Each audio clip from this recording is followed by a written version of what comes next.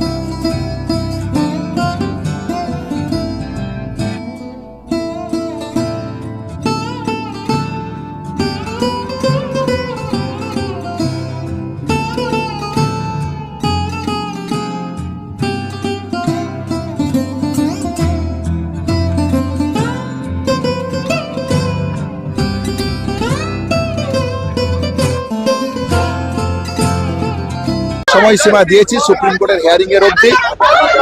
Chief secretary এবং মাননীয় মুখ্যমন্ত্রীর সাথে মিটিং এর পর 10 দিন অতিবাহিত হয়েছে, এখনো কোনো বাস্তবায়িত রূপ আমরা দেখতে পাইনি। কিছু জায়গায় হয়তো কিছু সিসিটিভি লাগানোর প্রক্রিয়া শুরু হয়েছে, এই বাদে আমাদের যা ঘটনাগুলো ঘটেছিল সেই নিয়ে বাস্তবায়িত আমরা কিছু দেখতে পাচ্ছি না। সেই জায়গা থেকে আমরা মনে করি অতি দ্রুততার সাথে এই ঘটনা না ঘটলে আমরা সুপ্রিম কোর্টের হিয়ারিং এর পর কমপ্লিট সিজ ওয়ার্কের কথা ভাবতে বাধ্য থাকবো। 52 দিনের লড়াই, এখনো লড়াই নিরন্তর আপনারা লড়াই চালিয়ে যাচ্ছেন, কি কি প্রশ্ন এখন আপনাদের মনের মধ্যে রয়েছে? বিচারের ঘটনাকে সামনে রেখে আমাদের এই আন্দোলন, সেই জায়গা থেকে আমরা যেটা বলেছি বিচারের প্রশ্নকে কেন্দ্র করে যে প্রকৃত দোষী কোথায়, প্রকৃত দোষীদের গ্রেপ্তার হলো না কেন এখন, প্রকৃত দোষীদেরকে শনাক্ত করতে পারা গেল না কেন এখনো, তাহলে এই জায়গা যেমন আমাদের থাকছে, এর পাশাপাশি একটু এগিয়ে যেতে হবে। এই পাশাপাশি যেটা থাকছে সেটা হচ্ছে এটা যে সেফটি সিকিউরিটি এবং থ্রেড কালচারকে কেন্দ্র করে যে ঘটনাগুলো ঘটেছে সেইগুলো নিয়ে স্পেসিফিক যে ডাইরেক্টিভ চিফ সেক্রেটারির সাথে মিটিং এর সময় আমাদের হয়েছিল, সেই নিয়ে সুনির্দিষ্ট বক্তব্য, সুনির্দিষ্ট হুমায়ুন কবির তৃণমূলের এমএলএ